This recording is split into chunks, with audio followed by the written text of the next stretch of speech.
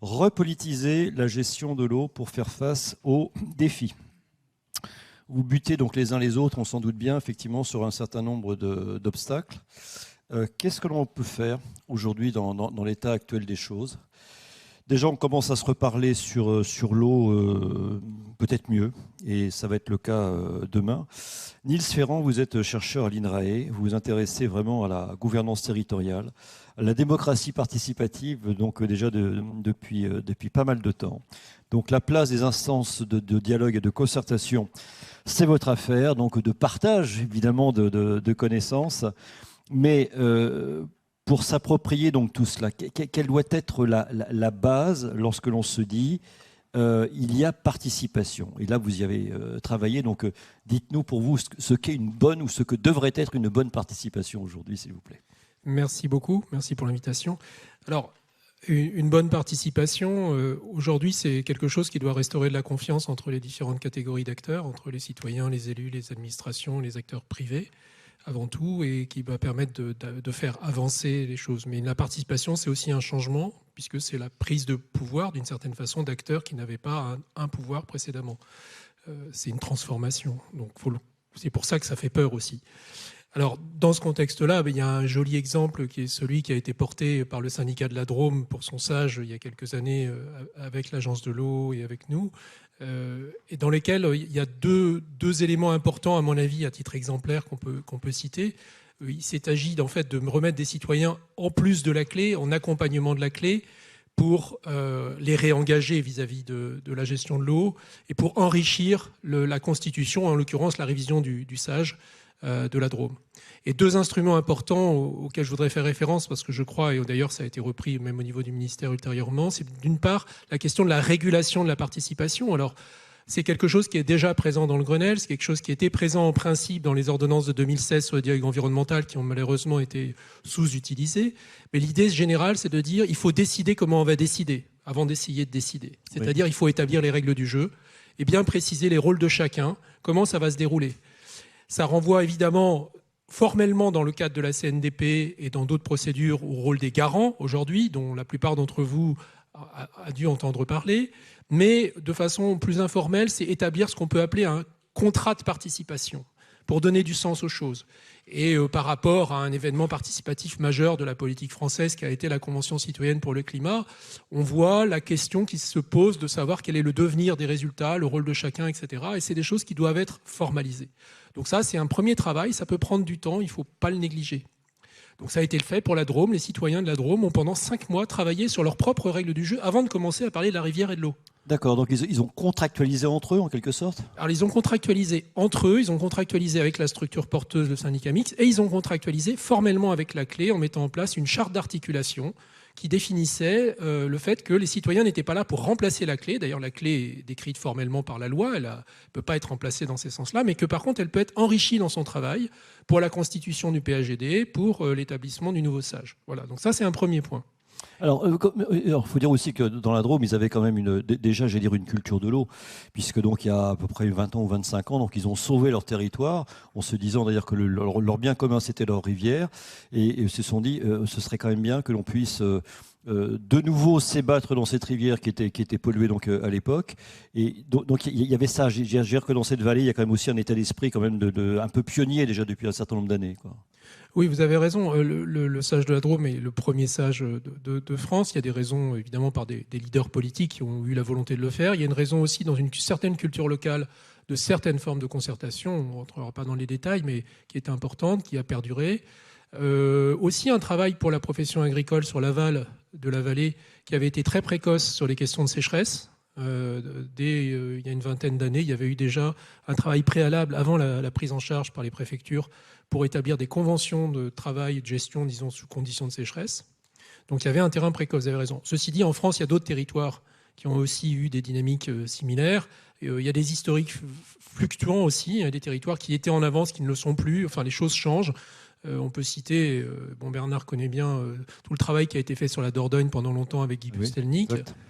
Par exemple. Bon. Donc ça, c'est des contextes effectivement qui sont favorables. N'empêche que on est dans un cadre où en France, la régulation peut servir le champ d'approche alternative. Il ne faut pas l'oublier, considérer que la participation, c'est forcément un truc de citoyens agités dans leur coin. C'est d'abord quelque chose qui vraiment se structure et s'organise. La loi a essayé de le faire dans le cadre de ces ordonnances de 2016 sur le dialogue environnemental qui ont été non prises en charge, en fait. Mais ça reste présent. Ça n'est que la déclinaison, d'ailleurs, de contextes internationaux, hein, avec la Convention d'Aarhus, l'article 14 de la directive 4 sur l'eau, etc., formellement. Donc ça, pour moi, c'est le premier instrument majeur de la participation. Alors, donc, il y a cette contractualisation, donc, effectivement, se mettre d'accord donc, sur les règles du jeu, avec ce garant donc, pour faire respecter les règles. Et le deuxième point qui pour vous est aussi extrêmement important, c'est d'affronter la complexité. Absolument, et cette question de complexité, elle passe par les citoyens. Contrairement aux services des collectivités, aux services de l'État, etc., un citoyen, il n'est pas en silo, sauf certains agriculteurs dont c'est le métier, mais les citoyens, ils n'ont pas cette vision en silo. Ils sont eux-mêmes des intégrateurs, puisque dans leur vie, dans leur profession, etc., ils sont confrontés à l'ensemble des problèmes du territoire. L'eau, les questions de mobilité, les questions de qualité de vie, l'emploi, etc. Et donc, repasser par le niveau des citoyens, c'est pouvoir affronter la complexité. Alors après, le défi, évidemment, c'est qu'on va considérer que c'est un truc d'expert, qui a des niveaux de connaissances importants qui sont requis, et c'est vrai. C'est vrai que c'est compliqué. On l'a vu ce matin sur la question de la gestion des nappes, sur les incertitudes parmi les meilleurs experts, même sur ce que sont la dynamique des nappes. N'empêche que, à la condition de constituer, avec des moyens adéquats, des modes d'appropriation des enjeux, de travail durable autour de la complexité, on peut le faire. Et dès lors, on peut aller vers des plans territoriaux qui sont cohérents et fonctionnels. Alors, les PTGE, tels qu'ils ont été dessinés, avaient cette vocation, cette fonction au départ. Ils ont été malheureusement un petit peu trop resserrés, on va dire, mais on reste quand même dans un schéma où aujourd'hui, on a un gros enjeu autour de l'eau qui est de ne pas se limiter à l'eau finalement, c'est-à-dire de prendre en charge dans les territoires l'ensemble des enjeux. Et ça, c'est quelque chose qu'on peut faire dans les cadres participatifs. Il faut s'en donner les moyens. Donc il y a des aspects méthodologiques, il y a des questions de temps, il y a des questions de ressources d'accompagnement, il y a des questions d'apport d'expertise. Le bon exemple, ça reste quand même les jurys citoyens, les conventions citoyennes, etc. Pourquoi ? Parce que c'est des moments où on va formaliser l'engagement de citoyens en leur donnant les moyens de prendre ce temps, puisqu'on va les contractualiser pour le faire. Donc on va instituer leur capacité à être présents et engagés. On va mettre en face, et avec eux, des experts éventuellement contradictoires, parce que le monde est contradictoire et il faut vivre avec. Et on va travailler pour que les choses puissent avancer. Donc il y a des choses à faire. Alors je donnerai un tout petit exemple là-dessus, qui est toujours dans la Drôme. Quand on se donne ce temps-là, eh bien, alors on est sur les mêmes échantillons de participation que pour un territoire d'1 million d'habitants qui nous a été cité, mais pour un territoire de 50 000, puisqu'on a environ 350 personnes réellement engagées, qui produisent un plan d'action détaillé avec 130 propositions qui sont toutes reliées les unes aux autres et qui sont multifactorielles. C'est-à-dire qu'elles ne traitent pas que strictement l'eau, la rivière, mais elles traitent aussi la périphérie. Elles vont traiter l'agriculture, elles vont traiter des problèmes sur la gestion forestière, sur la fréquentation, etc., etc. Et ça, méthodologiquement, on peut le faire. Il faut accepter le fait que ça puisse prendre un petit peu de temps. Un processus comme ça, tout compris, ça va être 1 an et demi de travail. Mais à la fin, on a quelque chose qui ne va pas simplement aborder les problèmes de l'eau dans le champ technologique ou de chercher du technosolutionnisme, mais qui va aussi pouvoir réellement prendre en charge la transformation sociale qui est requise, tout en maintenant des solutions techniques quand il y en a qui sont nécessaires, qui sont disponibles sur étagère, comment on va les mobiliser. Et ça renvoie à un truc très important, et ça sera mon dernier point. On a parlé tout à l'heure de réutilisation des eaux usées traitées. Bon, la réutilisation des eaux usées traitées a connu beaucoup de freins pour des raisons réglementaires, mais un des freins majeurs de la réutilisation des eaux usées traitées est d'abord social. Nos collègues australiens ont fait d'énormes études très précoces sur ces questions-là. Ils ont appelé ça le Yak Factor, le facteur Burke, sur la façon dont il pouvait y avoir une réticence à l'usage de ce type d'eau. La réponse de premier niveau, c'est de faire de l'acceptologie. L'acceptologie, ça consiste à faire de la com, du marketing, pour essayer de faire passer le fait de pouvoir consommer des produits issus de ça. C'est comme si on veut vous faire manger des insectes. C'est le même problème. Or, on a montré avec l'agence de l'eau Rhône-Méditerranée-Corse, la Société du canal de Provence et un doctorant qui s'appelle Benjamin Noury, qu'en fait, on pouvait travailler sur la co-construction de la faisabilité. La co-construction de la faisabilité. Quelle est la différence ? C'est qu'en fait, on engage l'ensemble des acteurs en se disant finalement comment cette question de la réutilisation des eaux usées traitées se place dans la problématique de l'eau et dans l'ensemble des autres choses qu'on a disponibles aujourd'hui, des options qui sont transformer l'agriculture, des options qui sont réduire ou faire disparaître les piscines, etc. On prend le paquet d'ensemble Et puis, on se dit finalement, est-ce que c'est une solution? Dans quel cas elle se met en place? Quel problème ça pose par rapport aux étiages des rivières, aux débits réservés, etc., etc. Et donc, on construit la faisabilité, au lieu d'être dans une position d'acceptation, de mise en acceptation des solutions. Donc, voilà trois éléments qui me paraissent importants, qui renvoient aussi globalement sur des questions quand même de démocratie de l'eau et un problème de comment est-ce qu'on pose le partage des choses. Alors, ça ne peut se faire que si les règles du jeu sont bien calées au départ, c'est un point fondamental. Donc ça, on le comprend bien. Donc la contractualisation, donc une chose. Deuxièmement, la complexité, donc le temps qui vraiment joue a priori dans la faveur des débats. 130 propositions donc pour la Drôme. Donc demain, qu'est-ce que ça peut être? Enfin, quelle est la suite maintenant? La Drôme, ça rigole pas, hein. Les étiages, on va être entre -20 et -40. C'est à peu près ça, hein. Donc ça, c'est vraiment les chiffres que l'on a aujourd'hui de tous les hydrologues patentés du coin. Elisabeth Hérault, d'ailleurs aussi, donc, quand elle était présidente de la CNR, disait aussi donc, la même chose, la Compagnie nationale du Rhône. Voilà, on est sur des choses qui sont extrêmement sévères. Qu'est-ce que ça peut être demain? Parce que donc, évidemment qu'ils ont pris ce sujet-là climatique à bras-le-corps, quoi. Et vous l'avez très bien dit, d'ailleurs en élargissant la rivière, hein. On n'est pas que sur la rivière. On élargit même l'ensemble du territoire, pas simplement la rivière, puisque ça va être aussi la cogestion nappe-rivière qui va être en jeu, ça va être la gestion conjointe des différents risques, hein, le risque sécheresse avec le risque inondation, puisqu'il y a des antagonismes possibles. Donc cette approche globale, elle est toujours nécessaire. C'est un apprentissage pour tout le monde, hein. C'est un apprentissage pour les citoyens, on l'a dit, mais c'est aussi un apprentissage pour les élus, pour les ingénieurs et techniciens, pour les administratifs, etc., et les opérateurs privés. La suite pour demain, c'est que aujourd'hui, on parle beaucoup de planification écologique. La forme actuelle qui est envisagée pour la planification écologique reste relativement classique. Elle reste relativement descendante, peu inclusive. Je vous donne une parole de chercheur, hein, très clairement, chercheur de terrain, mais chercheur. Il y a en jeu aujourd'hui sur l'ensemble des politiques publiques la réinsertion de la question de l'eau en connexion avec les autres. Alors on le sait par rapport à l'opposabilité théorique des sages par rapport au SCOT, par exemple, mais ça reste quand même relativement limité. On le sait sur les problématiques d'urbanisme dont vous avez tous conscience. Aujourd'hui, il s'agit de replacer des arènes territoriales où l'eau va être un point d'entrée dans les questions de territoire, comme c'est le cas théoriquement dans les PTGE, lorsqu'ils sont inclusifs et réellement mis en place, qui va permettre de questionner le devenir du territoire dans une stratégie territoriale d'ensemble.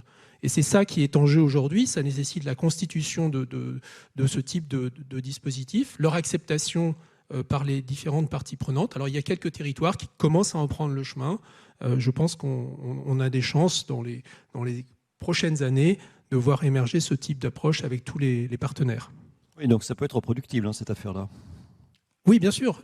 Ça n'a rien d'insensé. Ça veut dire que ça n'a rien d'extrêmement difficile. Tout ça rentre même d'ailleurs dans le cadre réglementaire actuel, au moins en termes d'expérimentation. Il n'y a même pas besoin d'inventer des choses très nouvelles. Ça demande un petit peu de courage. Et ce qui est intéressant, il faut le dire, hein, par rapport aux territoires qui ont porté ça, ou qui le portent aujourd'hui dans les différentes versions, c'est que ce n'est pas dépendant de la couleur politique. C'est-à-dire qu'on est vraiment sur quelque chose qui est lié plutôt à une vision, disons, de la relation aux citoyens, de la relation au collectif et de la relation aussi au partage de la ressource. Le commun eau, c'est un commun qui s'inscrit en lien avec le commun territoire, le commun sol, fertilité, etc. Et tout ça, c'est des choses à reconnecter. Donc il y a vraiment des façons de le faire. C'est des travaux qu'on essaye de conduire dans nos établissements de recherche, chacun un petit peu ses approches. Mais il ne faut pas hésiter aussi, du point de vue des collectivités, à vous tourner vers les collègues chercheurs qui font de la recherche intervention, c'est-à-dire qui sont vraiment sur les schémas d'appui à la décision publique. Il y a des solutions qui existent. Il y a aussi plein d'excellents bureaux d'études. Se tourner vers l'Institut de la concertation et de la participation citoyenne, c'est se rapprocher d'un bon millier de professionnels en France qui, pour une très grande part, sont extrêmement compétents sur ces questions. Alors, tout à l'heure, effectivement, question pour Nils Ferrand. Daniel, vous voyez donc acquiescer. Après, je vous donnerai la parole par rapport à votre activité, mais voilà, peut-être quelques mots sur ce que vous venez d'entendre par rapport à ce qu'a dit Nils Ferrand ou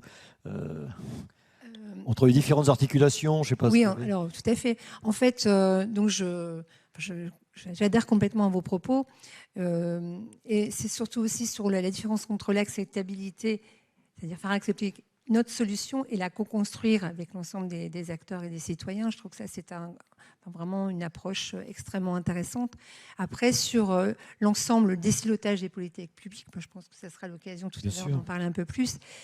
Dans tous les documents donc de planification, d'aménagement, de gestion, on parle toujours de projet de territoire. Mais en fait, un projet de territoire, pour le citoyen, c'est son cadre de vie, c'est sa vie au quotidien. Et donc, le projet de territoire, il doit être construit avec l'ensemble des acteurs. Et pas chacun des acteurs construit son projet de territoire à l'aune de ses compétences.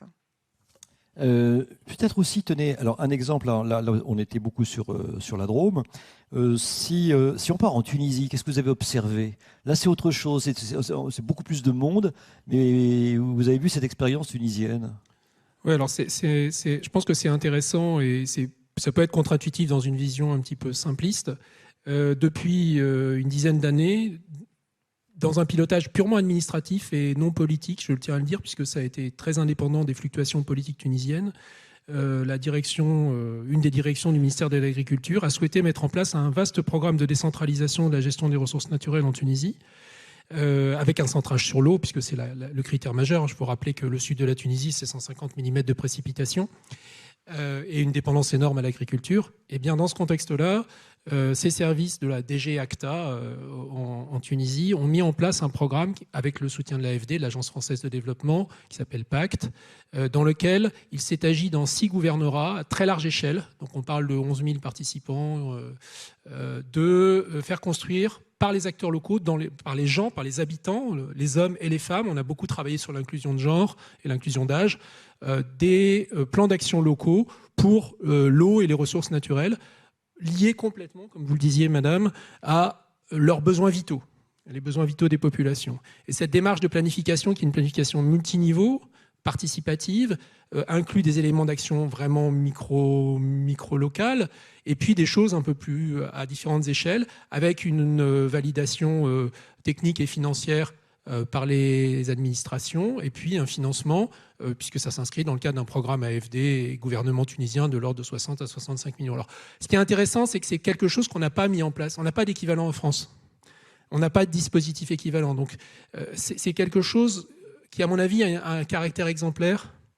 Évidemment, le contexte est complètement différent et la transposabilité est toujours discutable. Mais c'est très intéressant quand même d'avoir ça en tête. À noter d'ailleurs qu'un processus similaire a été mis en place avec le gouvernement de Nouvelle-Calédonie pour la politique de l'eau du pays de Nouvelle-Calédonie sur 3 ou 4 ans, avec des choses relativement similaires, mais avec une intensité un petit peu inférieure, liée à différents éléments de contexte néo-calédonien que vous connaissez. Voilà. Alors nous continuons donc à repolitiser cette gestion de l'eau. On va partir maintenant dans les Deux-Sèvres, du côté aussi du Marais Poitevin, avec vous, Elmelo Martins. Merci d'être avec nous, président de la Clé Sèvres niortaise. Marais Poitevin, vous êtes aussi donc vice-président de la communauté de communes de l'agglomération du Niortais. Vous êtes aussi administrateur ici dans cette belle fédération nationale. Alors bon, c'est vrai que si on parle de Clé, grand public, c'est pas ce que c'est qu'un SAGE, un SDAGE, etc. Bien, voir une agence de l'eau, il sait pas toujours. Mais alors vous essayez de faire bouger quand même un petit peu les choses. Alors le rôle de votre Clé, qui est un endroit d'échange au départ. Combien vous êtes? 80 à peu près donc, alors... un peu moins, oui. On est donc, un peu moins de 80. Ça veut dire quoi? Une moitié d'élus? On est moitié élus, on est 36 ouais, élus. Ben, il faut dire qu'on est 200, enfin c'est un territoire de 3600 km². Oui. C'est 230 communes et c'est surtout 3 départements et 2 régions. Donc ça complexifie un peu les choses, bien évidemment. Bien sûr. Et dans la communication, puisqu'il faut être pas prudent, mais il ne faut pas faire n'importe quoi quand même. Hein. Et donc la problématique d'une commission locale de l'eau, c'est qu'on est un peu dans l'entre-soi. C'est clair. Et nous, en plus, on est une commission locale de l'eau qui est relativement jeune. Hein. J'écoutais mon voisin qui me parlait de territoires déjà qui avaient œuvré depuis 25 ans. Cette commission locale de l'eau, nous, le SAGE, il est que de 2011. Et on a grand-peine à le réactualiser. Comment communiquer et comment repolitiser. Alors moi, à la limite, au stade où on en sommes, nous, dans les Deux-Sèvres, j'enlèverais même le « re » Et je dirais tout simplement comment politiser. Oui.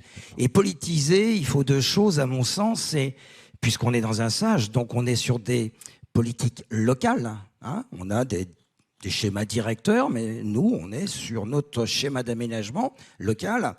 Donc il nous faut des élus qui font le boulot, parce qu'il faut faire le boulot de politiser. Et il nous faut également des concitoyens qui soient prêts à écouter ce qu'on a à dire. Et c'est comment est-ce qu'on va, quel vecteur on va pouvoir aborder.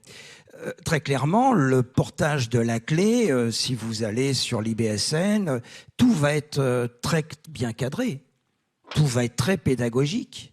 Mais le message, et on le voit bien, puisque nous sommes, nous, au cœur des problématiques dont on a parlé, Sainte-Soline, hein, ce projet de territoire du Sèvres-Amont, avec les réserves de substitution. Très clairement, là, il y a eu un problème de communication. Nous n'avons pas su communiquer. Hein, qu'on soit très clair, vous aurez de toute façon des personnes qui sont contre, voilà, et qui ne voudront pas communiquer. C'est pas tellement celle-ci. Il faut pouvoir politiser, repolitiser et expliquer ce que l'on veut faire en mettant en avant les problématiques territoriales que l'on avait. Quelles étaient les problématiques territoriales que l'on avait? S'il y a eu un SAGE, c'est qu'on avait des problématiques quantitatives. Oui, c'est qu'on avait un problème de conflit d'usage. Et c'était tellement soudain qu'on est dans un marais.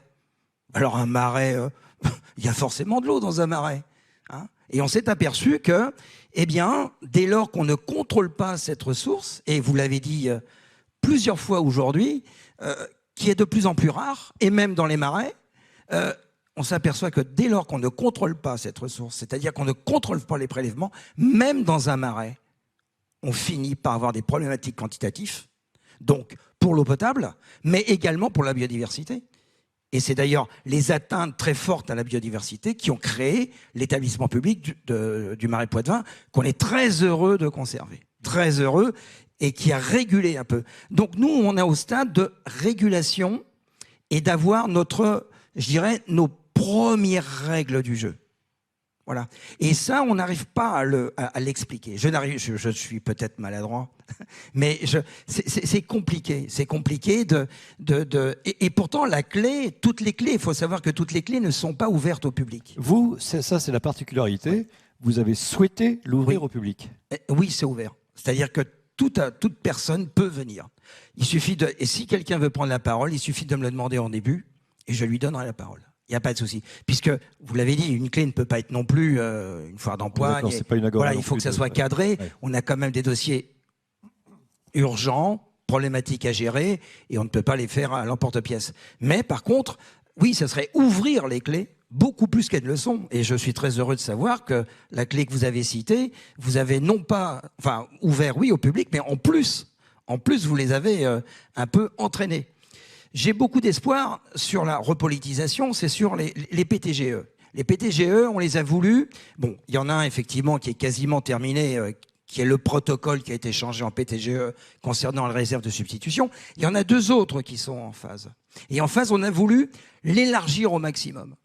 Et tout le monde a joué le jeu. L'agriculture a joué le jeu. Les politiques ont joué le jeu. L'État a joué le jeu. C'est plus compliqué à faire, bien évidemment. Les résultats vont être plus longs. Mais effectivement, la première chose, c'est qu'il faut bien s'acculturer de cette problématique de l'eau. Et que cette problématique de l'eau, vous l'avez souligné déjà, elle déborde même de l'eau. Elle va sur d'autres problématiques. Elle va sur de biodiversité notamment. Hein, et c'est donc dans ces schémas-là qu'il y a peut-être, dans le territoire que je connais, qu'il y a peut-être un fil conducteur pour pouvoir communiquer et amener véritablement les personnes à s'intéresser à l'eau et donc à politiser la gestion de l'eau.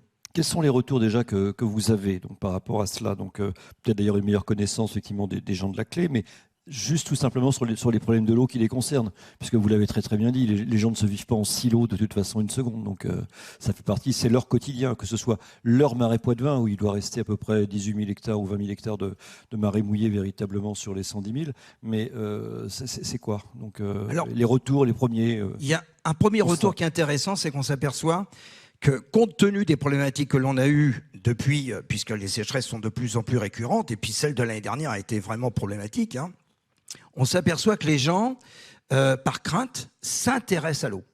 Oui. Donc ils viennent de plus en plus vers les élus. Ils viennent de plus en plus vers les élus. Donc ça oblige aussi les élus à monter un peu en compétence, ce qui est plutôt une bonne chose. Hein, on a toujours tendance à voir le petit cycle et le grand cycle de l'eau comme un peu secondaire dans les politiques publiques, mais aujourd'hui, c'est plus secondaire, c'est principal. Voilà. Ça rigole pas, c'est le socle. C'est le socle de toute façon de ce qu'on disait. Donc on a ce premier constat. Le deuxième constat, et c'est là où il faut œuvrer, c'est que on ne peut pas forcément leur en vouloir. On a vu que c'était quand même un peu complexe. La déclinaison de la gestion de l'eau est complexe. C'est les conclusions hâtives que peuvent avoir les gens. Et ça, c'est terrible parce que dès lors qu'elles ont une conclusion hâtive, c'est un peu ancré et c'est très difficile après de l'enlever et de pouvoir remettre, je dirais, d'autres idées à pas préconsommer, attention, hein, mais ne serait-ce que d'autres réflexions, d'autres thèmes de réflexion. On est à l'opposé de la complexité dont nous parlait Niels tout à l'heure. Donc c'était ça, avec la prise de temps nécessaire pour. Oui, voilà. Oui. Aujourd'hui, moi, je suis optimiste. Parce qu'il faut l'être. Puis de toute façon, vu le boulot, il faut l'être. C'est ce que j'ai voulu dire. C'est pas la peine de filer une double peine. Parce qu'on a une commission locale de l'eau qui commence à être mature, qui commence à être un peu reconnue. Donc on est plutôt bien parti. Hein. Donc 2011, un sage en 2011, on est en 2023. Bon. On sait de plus en plus communiquer. Hein. Et de l'autre côté, on a, c'est ce que je disais tout à l'heure, des élus qui sont de plus en plus investis, que je sens de plus en plus investis sur le territoire. Donc deuxième point favorable. Et troisième, c'est l'écoute, où effectivement, par crainte de manquement, par crainte de manquer d'eau, les personnes, dès lors qu'on fait une réunion publique, on voit bien qu'on intéresse beaucoup plus de personnes. Voilà. Donc je pense qu'on a des vecteurs de progrès. Moi, je suis assez optimiste sur cette question-là. Ces PTGE, je serais plus optimiste que vous sur la finalité concernant mon territoire, hein, bien sûr, hein, et sur l'échange et sur ce que l'on peut avoir. Puisqu'il n'y a pas que, notamment dans les PTGE, que nous avons l'ensemble des associations environnementales, mais nous avons aussi d'autres associations qui ne touchent pas du tout les problématiques de l'eau. Donc je pense que tous ces échanges-là, on va pouvoir politiser dans notre territoire, on va pouvoir politiser et surtout échanger sur la gestion de la problématique de l'eau. Juste, Niels, ça c'est intéressant, parce que c'est vrai que vous émettiez donc, une réserve sur le fait qu'on a resserré peut-être l'objet PTGE. Donc qu'est-ce que vous vouliez dire? Parce qu'en fait, ce sont jamais que les anciens projets de territoire qui ont été revus par des juristes pour avoir quand même quelque chose de, on va dire, de plus partagé, hein, pour faire très simple. Mais c'était quoi votre réserve par rapport trop agricole, je sais pas du tout. J'invite tout le monde à jeter un œil sur le rapport des ingénieurs généraux là, qui a été fait il y a quelques mois sur les PTGE, les PGRE, qui donne un certain regard sur ces dispositifs. C'est un très beau dispositif de principe, simplement, à un moment donné, au départ, c'était un peu une cautère sur une jambe de bois, dans le sens que c'était principalement pour répondre, suite à Sivins, à des problèmes d'inclusion des enjeux de stockage par rapport à l'ensemble des enjeux territoriaux, et il s'agissait bien d'aller vers ça. Donc je crois qu'il faut du temps simplement pour que les choses soient réincluses dans la prise en charge, et que, en particulier, le pilotage effectif des PTGE soit ouvert largement au-delà typiquement de la profession agricole, et qu'il y ait une prise en charge collective, en particulier sur l'agenda dans le PTGE, le cadrage, etc. Il y a un certain nombre de choses qui sont encore à construire. Je crois que la raison pour laquelle on a des résistances face à des projets sur les quelques PTGE qui sont allés au bout, c'est encore le fait qu'au départ, il n'y ait pas eu suffisamment d'inclusion dans la construction du groupe de travail du PTGE, essentiellement. Hervé Jouy est en train de prendre des notes. Hervé Gillet, tranquillement. Je vais peut-être juste sur ce qui vient d'être dit, et puis après. Allez-y. Oui, merci. Je vous écoute avec beaucoup d'attention et il y a des propos qui résonnent bien sur les travaux qui sont en cours au niveau parlementaire. J'aurai l'occasion d'y revenir. Sur les PTGE, je vous trouve un peu sévère parce qu'il y en a quand même 60% qui ont abouti à l'heure actuelle. Donc c'est pas si mal que ça. C'est pas si mal que ça. Après, l'analyse critique, aujourd'hui, elle est absolument nécessaire parce qu'on voit très bien les mauvaises démarches et les bonnes démarches. Mais comme vous l'indiquiez précédemment, ce qui ressort de manière très claire et très bonne, c'est que si les règles du jeu ne sont pas vraiment partagées, si le cadrage initial, le diagnostic, le partage des enjeux n'est pas vraiment partagé en amont de la mise en place du PTGE, effectivement, dans ce cas-là, on va effectivement à l'échec. Et là, je suis entièrement d'accord avec vous. Après, l'ensemble des PTGE ne sont pas mobilisés uniquement aussi sur la création de ressources à destination agricole, fort heureusement. Et donc là également, on va retrouver d'autres sujets qui sont croisés. C'est que quand on est sur du multi-usage qui sont vraiment partagés et un regard croisé des enjeux sur les territoires, on va retrouver l'ensemble des parties prenantes et ça crée les conditions d'un meilleur partage et d'un meilleur accompagnement effectivement collectif. Sinon, c'est de la privatisation de la ressource. Oui, bien sûr. D'accord. Donc on y reviendra donc avec vous, Hervé Gillet, Daniel Mametz. Nous allons partir donc avec vous, donc alors vice-présidente ici à la FNCCR, et puis vice-présidente donc du syndicat Sidensian. Sian ou Sian d'ailleurs on dit. Sidensian, d'accord. Donc l'interco des eaux. Alors pardon. Eau et assainissement du Nord. Vous êtes aussi présidente du SCOT Pays Cœur de Flandre. Et aussi, donc, vous êtes mairesse d'une jolie commune dans le Nord qui fait attention à l'eau depuis très très longtemps, qui fait attention donc à Céhay, là où vous êtes. Alors, vous n'êtes pas très loin de Saint-Omer, vous n'êtes pas très loin de Hasbrook, vous n'êtes pas très loin donc de la Lys aussi, votre rivière. Et alors là, c'est quand même assez important. Donc là, racontez-nous avec ce syndicat. C'est combien de communes, combien d'habitants? Je le disais tout à l'heure, c'est à la fois, vous l'avez déjà évoqué, Nord, Pas-de-Calais et l'Aisne, je crois. Alors, donc, je suis multicarte en fait. Donc, en tant que vice-présidente du Sidensian, c'est un grand syndicat d'eau et d'assainissement qui est interdépartemental, qui intervient sur 3 départements. Vous l'avez dit, le Nord, le Pas-de-Calais et l'Aisne, en régie, en gestion publique, depuis très longtemps. Et qui couvre, on a 1 million d'habitants qui distribue de l'eau à plus d'1 million d'habitants. Et donc, sur notre territoire, de compétences d'eau, on a une particularité, c'est qu'on est aussi sur un très large périmètre. Et on a donc un territoire, notamment la Flandre, entre Dunkerque et Lille, où il n'y a pas de nappe phréatique et l'ensemble de nos ressources en eau potable sont en nappe souterraine. Oui. On va chercher donc l'eau dans le Pas-de-Calais. Et depuis aussi maintenant presque 30 ans, on a connu des épisodes de sécheresse et notamment aussi des ruptures d'alimentation pour des gros bourgs de plusieurs milliers d'habitants. C'est d'ailleurs à cette occasion que ces bourgs ont adhéré au Sidensian. Et donc, il y a une réflexion qui a été mise en place à ce moment-là sur la sécurisation de l'alimentation en eau potable. Et donc, c'est la genèse de ce qu'on a appelé l'autoroute de l'eau, c'est-à-dire une interconnexion de l'ensemble de nos champs captants sur 200 km. Et donc, ça a permis donc d'anticiper les épisodes de crise sécheresse. Par contre, ça n'a pas été suffisant depuis quelques années parce que si on se trouvait sur des épisodes conjoncturels de crise, à aujourd'hui, on est sur une structuration de la sécheresse. C'est-à-dire que voilà, ça ne sera pas un épisode de temps en temps. Il faut vraiment que l'on veille tout au long de l'année et tout le temps à la gestion durable de l'eau et la gestion sobre de l'eau. Et on s'est rendu compte qu'avec cette interconnexion aussi, elle nous a permis donc de donner de l'eau potable à l'ensemble de nos abonnés. Il y a quand même eu, lors des épisodes de sécheresse et de canicule, une rupture d'alimentation pour certaines communes.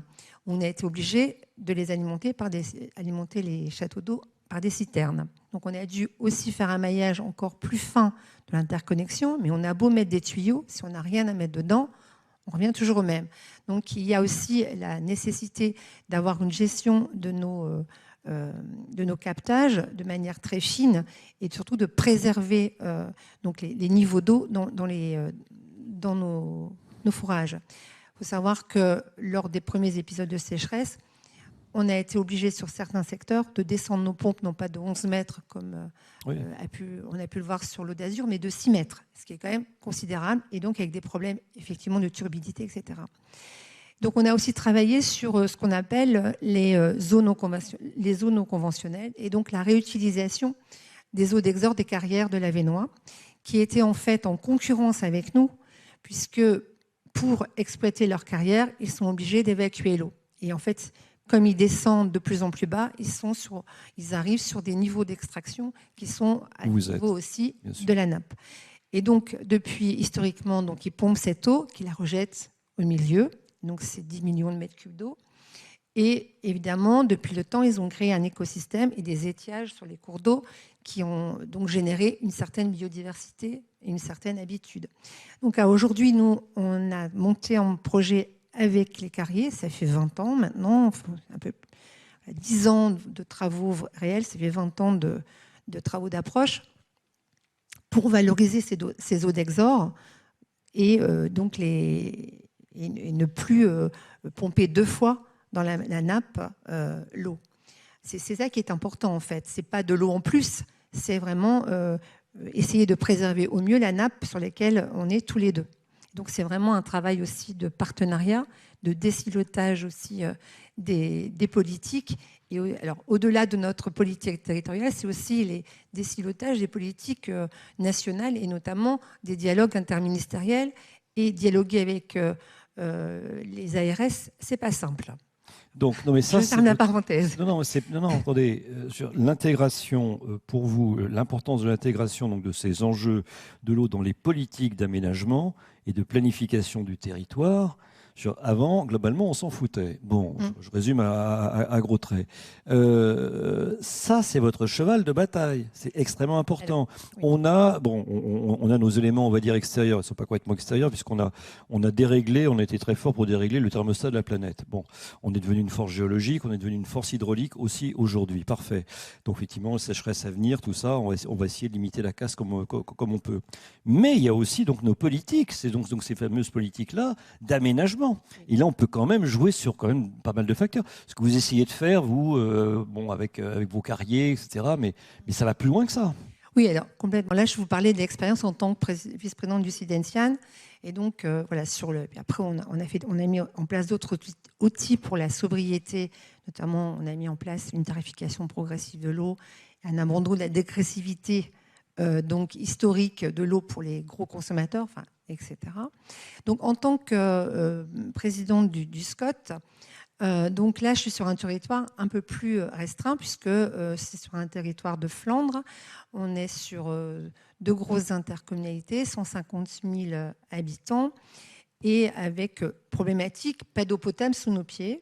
Elle vient de l'Audomarois, 2 opérateurs, Noréade, SIDENTIAN pour la distribution et la production de l'eau, et puis une régie donc historique des eaux d'Hazebrouck, qui va aussi chercher son eau à l'extérieur, sur le Pas-de-Calais.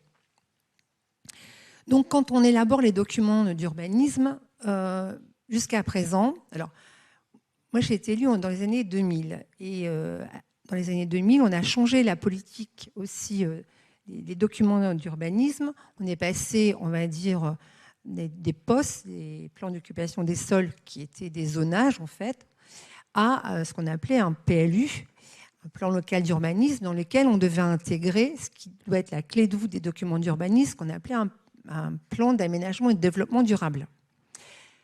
La marche était quand même intéressante à monter, c'est-à-dire qu'on était sur vraiment un projet de territoire et d'aménagement et de développement durable.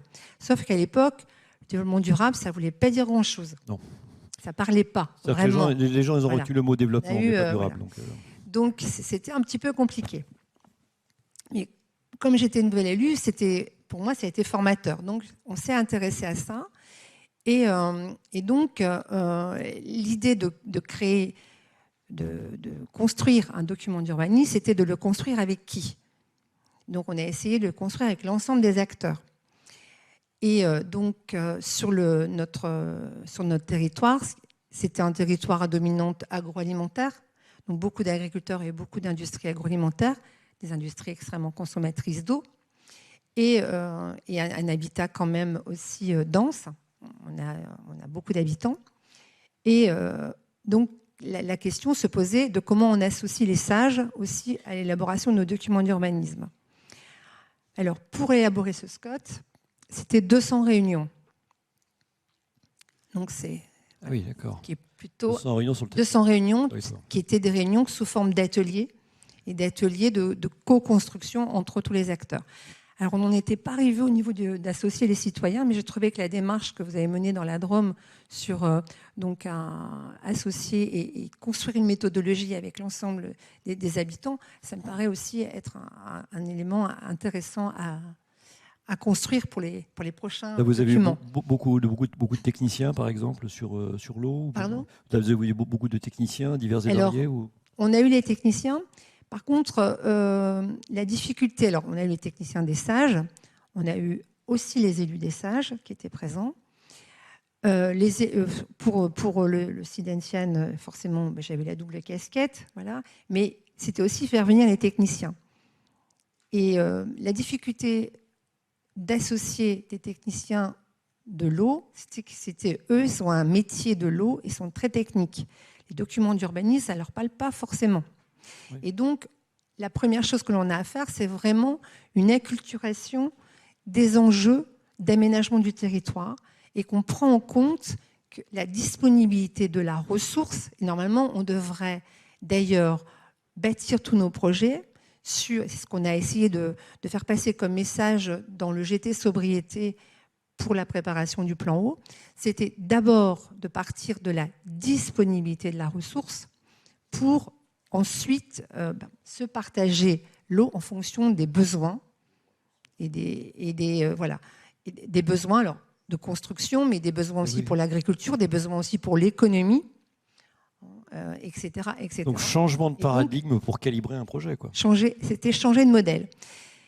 Et c'était aussi de se dire qu'on partait donc non plus de modèles où on était des modèles descendants et des modèles ou linéaires, mais partir sur des modèles plutôt écosystémiques. On dirait même éco-socio-systémiques. Parce que quand on dit écosystémique, on oublie un peu la place, on se met un petit peu en retrait, alors qu'en fait, on doit être dans l'écosystème, l'éco-socio-système. Et donc là, au cours de ces réunions, il y a eu une prise de conscience que l'eau était un bien fini, qu'elle était en disponibilité limitée, que c'est pas parce qu'il pleut chez nous qu'on a de l'eau potable. Et qu'on ne sait pas la fabriquer. C'était pas évident. On s'est rendu compte aussi que c'est difficile de faire comprendre à nos collègues du développement économique qu'il fallait plus juste se retourner vers les opérateurs d'eau en disant tirez-moi un tuyau pour pouvoir alimenter mon usine, parce qu'il n'y a pas forcément d'eau qui va arriver dans ce tuyau. Et qu'il fallait aussi que quand ils avaient des projets d'accueil d'industrie ou d'entreprise, il fallait qu'ils aient aussi des critères d'imposer aux porteurs de projets qu'il y ait dans les process des études pour justement calibrer au mieux leurs besoins en eau et surtout avoir des process économes. Et ce n'est pas du tout évident dans la mesure où l'eau n'est pas assez chère. C'est facile, je pense, c'était beaucoup plus facile de leur parler, de faire des process qui soient économes en énergie, de faire des bâtiments qui soient économes en énergie, parce que l'énergie, ça coûte cher. Ça. Par contre, la facture eau, c'était pas grand-chose dans le business plan d'une entreprise. Et donc, ça, c'est compliqué. Et c'est encore compliqué aujourd'hui. On a encore de gros investisseurs qui ont du mal à comprendre cette logique de la non-disponibilité automatique de l'eau. Alors, donc pour l'élaboration du document d'urbanisme, et notamment du SCOT, on a associé aussi les acteurs des sages. J'avais 3 sages sur mon territoire. Et ils n'avaient pas l'habitude non plus, parce qu'ils avaient plutôt l'habitude d'avoir des documents déjà élaborés, sur lesquels ils allaient donner leur avis pour savoir si on avait bien pris en compte les préconisations qui étaient dans les sages. Et alors là, leur dire qu'il fallait nous accompagner sur la construction du document, c'est une autre paire de manches, parce que ce n'est pas non plus leur cœur de métier.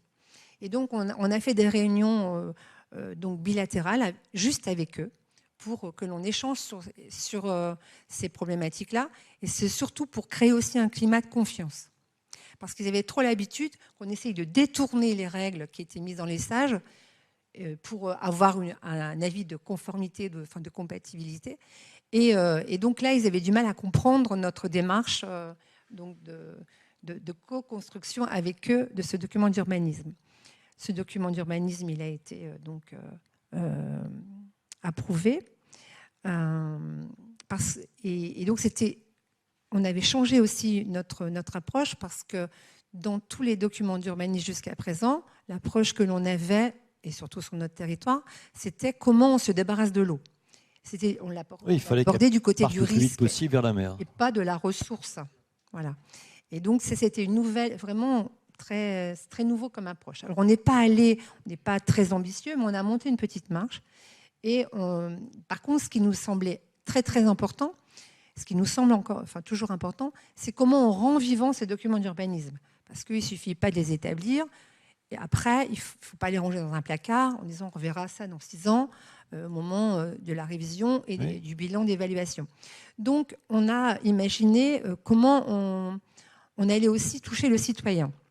Donc la population... Le SCOT, c'est quand même un document particulier, parce que c'est des orientations à long terme. Les PLU, ça les touche de manière plus proche, puisque ça touche à leur droit à construire sur l'urbanisme, ça leur parle beaucoup plus, c'est beaucoup plus opérationnel. Le SCOT, c'est un peu plus compliqué. Et donc, on a organisé plusieurs forums. Le premier forum, c'était sur la mobilité, et forum sur l'eau. Forum sur l'eau, ça veut dire qu'on a organisé toute une journée où on a invité l'ensemble des acteurs du territoire. On a invité aussi la Chambre de commerce et d'industrie, l'Agence de l'eau, les scolaires et les opérateurs d'eau, les associations de pêche. Enfin, on a tous les acteurs qui étaient volontaires pour venir présenter donc, leur travail, leur relation à l'eau. Et donc, on a eu beaucoup de monde, beaucoup de questions. Il y a eu beaucoup aussi d'interactions, notamment pour les scolaires. Il y avait aussi des jeux qui avaient été aussi imaginés pour expliquer le petit cycle, le grand cycle de l'eau avec l'agence d'urbanisme. Et donc, on a vu passer beaucoup de monde et beaucoup de retours aussi, beaucoup d'interrogations, sans doute aussi parce qu'on avait déjà connu des périodes de sécheresse.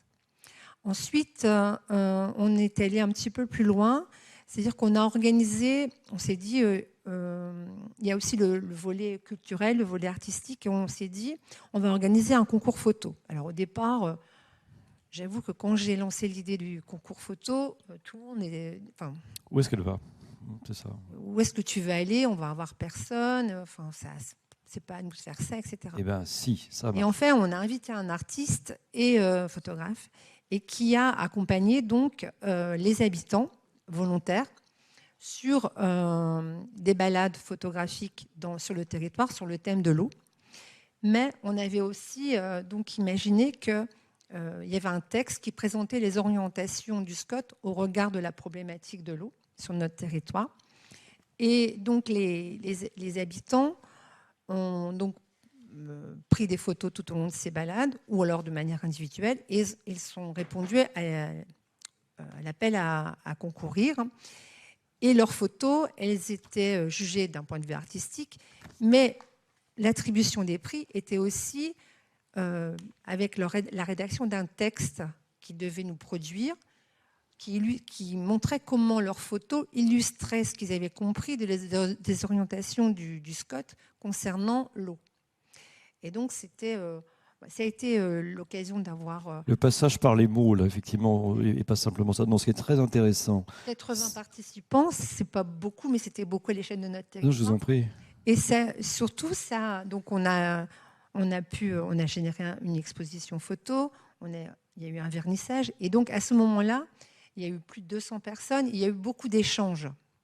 Beaucoup d'échanges sur l'eau, certes, mais aussi sur les projets de territoire, sur l'aménagement du territoire, sur le vivre ensemble, etc. Et c'est ça qui était intéressant.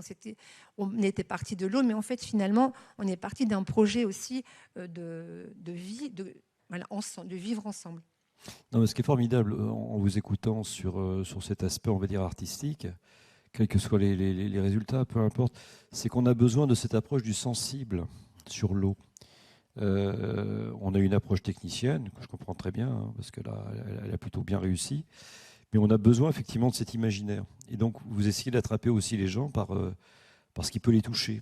Donc la photo, c'est un excellent moyen. En ayant eu cet artiste qui est venu, qui leur a montré obligatoirement un autre regard. Et puis c'est quand même cette notion de lien qui n'est pas évidente dans notre pays. On vous apprend à cliquer, on fabrique des sommes de petits individualistes dans nos sociétés aujourd'hui. Donc là, on se retrouve un petit peu quand même autour du collectif. Dites-moi quand même, parce que c'est vrai qu'on entend parler, et bon, ce qui va être très bien pour l'emploi, de gros projets à Dunkerque. On va juste rappeler quand même que dans le coin, on est sur des polders. Le problème de l'eau, les pompes qui effectivement vont évacuer tout ça vers on a Saint-Omer donc qui est en amont. Alors comment on fait? Parce que il y a juste un léger truc qui peut s'appeler les submersions, qu'on connaît d'ailleurs aussi du côté de l'Atlantique. Comment on prend l'affaire là? Comment l'eau, comment le discours donc arrive, parce que là il est autre quoi. Donc on n'est pas forcément dans l'eau potable. Alors effectivement, c'est pas mon territoire de Scott, hein. Dunkerque c'est le territoire d'à côté, hein. C'est sur le territoire de l'agence d'urbanisme. Alors effectivement, on est sur la communauté urbaine de Dunkerque qui est extrêmement dynamique d'un point de vue de développement et notamment d'un point de vue réindustrialisation. Là, on parle donc d'une usine de batterie et c'est 16 000 emplois directs, 30 000 emplois au total avec les emplois indirects. Ça veut dire des logements, ça veut dire énormément d'activités aussi qui se développent autour de ces pôles donc de réindustrialisation. Alors certes, pour les élus, c'est vraiment... pour les élus du Dunkerquois, c'est vraiment, ils sont extrêmement fiers de ces projets-là. Ils ont raison, c'est très valorisant. On est dans des logiques donc de développement de territoire. Par contre, moi, je m'interroge parce que, en même temps, Dunkerque n'a pas d'eau. Non. On va chercher l'eau dans l'Audomarois aussi.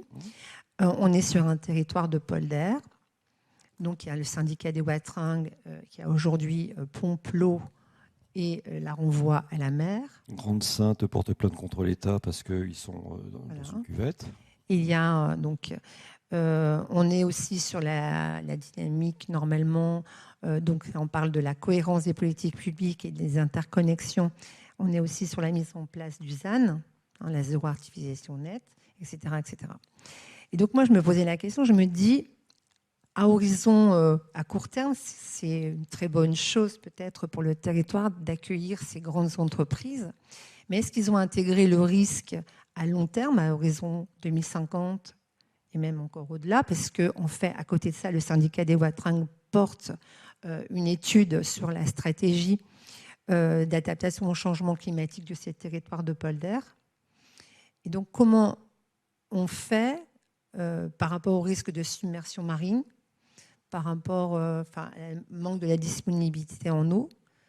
Quel choix politique? Là, le choix politique a été d'accueillir ces entreprises, ces industries, parce que on est encore dans une logique de dire on va s'adapter, on va trouver des solutions, on va monter les digues, on va changer les pompes et faire des plus grosses pompes pour renvoyer l'eau à la mer, etc., etc. Et puis alors en plus, il y a la logique d'envoyer de l'eau douce vers la mer. Et ensuite, il y a des projets de désalinisation de l'eau de mer. Donc parfois, on se dit, la techno, c'est pas très cohérent, ça pose problème. Et moi, ça me posait un problème. Alors je suis très, on va dire, ça peut être sujet à polémique très forte. Je suis très radicale dans mes positions, mais je me dis, pourquoi on n'invente pas? Pourquoi les élus, on n'invente pas non plus finalement des projets où on déménage en fait le territoire. On a un projet de déménager le territoire et de rendre à la nature ses polders. Est-ce que le coût, au final, ce serait quoi le coût pour le territoire? Alors évidemment, ça, d'un point de vue politique, c'est extrêmement polémique.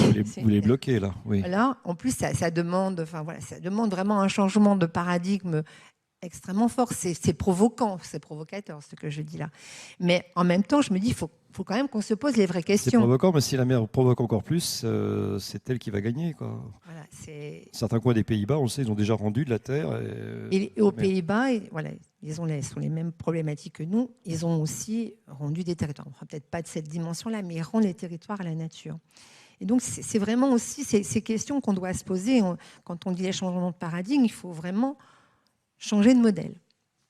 Bon, donc là, on voit bien effectivement entre désîloter les politiques publiques, qui est vraiment votre affaire, l'importance de l'intégration des enjeux de l'eau donc dans ces fameuses politiques d'aménagement.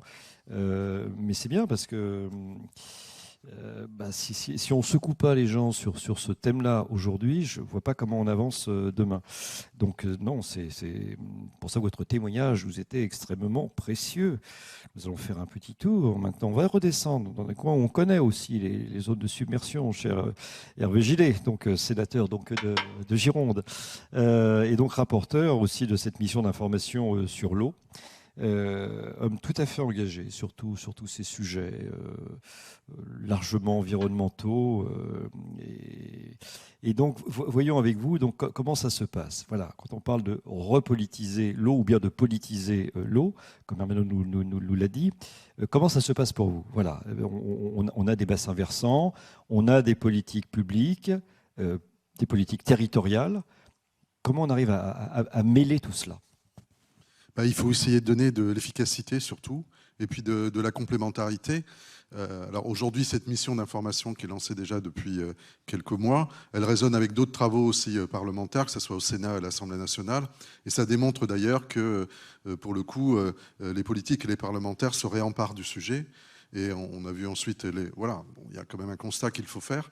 Et les positions aussi du gouvernement, les déclarations qu'il y a pu y avoir, tout cela fait qu'aujourd'hui, il y a un certain nombre de sujets qui sont sur la table et qui méritent d'être approfondis. Parce qu'il faut, au travers des déclarations d'intention, regarder maintenant comment on arrive aussi à cristalliser sur les territoires.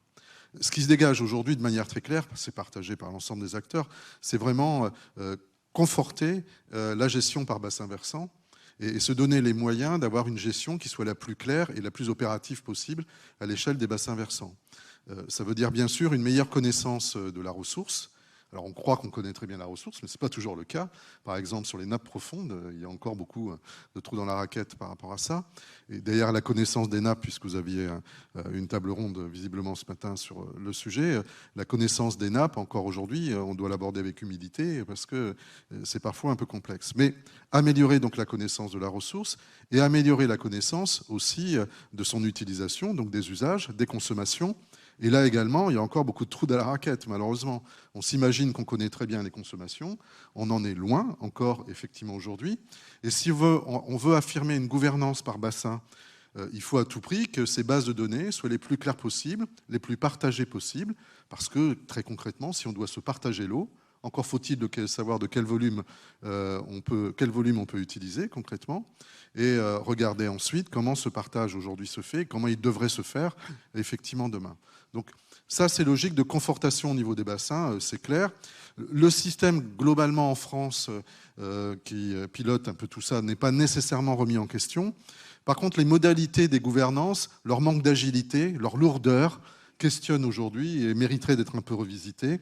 Parce que tout le monde a le sentiment d'être un peu à côté, parce qu'il y a parfois un dialogue d'experts qui dépasse le dialogue politique et qui fait qu'on est dans des syndicats ou dans des assemblées, on lève la main, mais on n'a pas toujours été associé comme on l'aurait souhaité dans la prise de décision. Et donc là, il faut sans doute repenser un peu les choses dans un 21e siècle, et tout ce que vous avez pu indiquer sur les principes aussi d'écoute, démocratie participative et d'échange, ça va effectivement dans le bon sens. Alors, il faut aussi quand même, parce que bon, ça on le voyait, hein, mettons un département va avoir une approche peut-être davantage ingénierie, la région en charge de l'économie, mais effectivement il faut quand même qu'il y ait le cap haut dans ces décisions. L'État via donc son bras financier armé, donc sont les agences de l'eau aussi. Donc, qu'est-ce que vous sentez là, qui est en train peut-être de naître au milieu de tout ça, au milieu de l'urgence, parce que c'est quand même dans l'urgence quand l'être humain se prend le mur qui commence à changer gentiment de cap. Mais est-ce que là, vous voyez donc déjà des choses qui évoluent depuis un an entre ces différentes articulations, celles dont on a parlé aussi ce matin, Sage, Clé, etc. quoi. Oui, je pense qu'il y a des évolutions. La prise de conscience, elle est de plus en plus forte. Moi, ce que j'aime à dire, c'est qu'il faut travailler la croisée des chemins entre des logiques de gouvernance par bassin, avec des politiques de subsidiarité ensuite, avec les outils que vous connaissez, hein, SDAGE, SAGE, les EPTB qui doivent jouer un rôle primordial, oui. Mais derrière les EPTB aussi... Il y en a 44, je crois, aujourd'hui. Voilà, il faut organiser les choses avec aussi les syndicats de rivières, etc. On aura l'occasion aussi d'y revenir. Peut-être dans des territoires à côté des PTGE, mettre en place des clés de préfiguration, qui commence à préfigurer aussi dans certains territoires où cette approche collective est un peu absente, qui permet de préfigurer aussi une manière collective d'aborder ces sujets, hein, et puis de regarder ensuite qu'est-ce que l'on fait derrière. Mais après la croisée des chemins, c'est qu'il faut l'organiser avec les politiques territoriales, ce qui n'est pas toujours le cas. Et du coup, on a parfois, chers collègues, on a parfois des sages qui ont beaucoup de mal à se mettre en place parce qu'on n'arrive pas à financer les plans d'action. Il faut quand même se dire les choses comme elles sont. Ah oui. Et il y a donc une partie des plans d'action qu'on arrive à faire parce qu'il y en a une partie qui reste en rade parce qu'on n'arrive pas à mutualiser l'ensemble des moyens pour qu'ils soient mis en place. Donc on a énormément bossé d'un côté et on est à la ramasse de l'autre parce qu'on n'arrive pas à mettre en place dans des délais corrects les plans d'action. Alors, comment donc, Denis, il faut les décliner oui. au niveau des politiques territoriales. Et chacun doit prendre sa part. Et juste pour terminer sur cet angle-là, les régions aujourd'hui doivent s'affirmer sous l'angle de l'accompagnement de tous les process et des filières industrielles. C'est leur compétence, c'est leur job aujourd'hui. Et au niveau du SRADET, on aura l'occasion de revenir sur la planification. Au niveau du SRADET, il y a des grands enjeux, mais il faut que les filières industrielles aussi montent en puissance derrière ça. Et donc, il y a des politiques aussi d'accompagnement à avoir. Et notamment, quand on parle des filières économiques, il y a aussi les filières agricoles, bien sûr, qui sont derrière. Parce que faire évoluer un modèle, je crois que tout le monde en est conscient, mais encore faut-il avoir les moyens de le faire évoluer dans les conditions de la concurrence actuelle et dans les trajectoires qu'on va essayer de dessiner. Oui. Donc, les régions doivent jouer un rôle important. Et les départements jouent un rôle intermédiaire qui n'est pas inintéressant parce que c'est le diagnostic de proximité, l'accompagnement des communes et l'accompagnement de proximité qui a besoin d'ingénierie. Et cette ingénierie, on voit que ce besoin-là monte en puissance comme le besoin en compétences. Alors sinon, lorsque l'on embarque les gens, parce que l'idée c'est bien ça, c'est d'avoir un contrat d'engagement en fait. Donc jusqu'à présent, les conditionnalités, c'était pas exactement à l'ordre du jour. Il va falloir des conditionnalités là aussi. On embarque, mais ok, mais on veut bien vous aider, c'est normal, il faut vous aider à vous adapter, mais il faut quand même aussi en face que vous fassiez des efforts. Enfin, je sais pas. C'est incontournable aujourd'hui. Et moi, j'invite l'ensemble des participants à regarder ce sujet d'un peu plus près. Mais très honnêtement, dans toutes les auditions que nous avons pu faire, quand on teste véritablement ce sujet-là, quand on le met sur la table, globalement, il y a une acceptabilité aujourd'hui qui est importante. Pourquoi cette acceptabilité ? Alors, la notion d'engagement, on va dire d'engagement réciproque. Je pense que chaque partie prenante doit aujourd'hui définir sa trajectoire vers une meilleure utilisation de la ressource, vers une meilleure sobriété. Mais derrière cette trajectoire, la question qui est posée, c'est quelles ressources je vais avoir ? Et quelles sont mes garanties que je vais avoir derrière ? Alors on sait que ces garanties, elles vont être négociées, comme je le disais, dans la politique du partage et en fonction des priorités. Donc là, il y a un vrai débat politique qui existe déjà, mais qui n'est pas suffisamment peut-être organisé d'une manière claire. Et des volumes prélevables, exactement. Mais derrière ces contrats d'engagement réciproque, il y a donc ce dialogue qu'il faut instaurer, mais qui doit s'adosser à des contrats d'engagement de chacune des parties prenantes, que ce soit les filières industrielles, les collectivités à caractère privé ou public, doivent également rentrer dans ces trajectoires.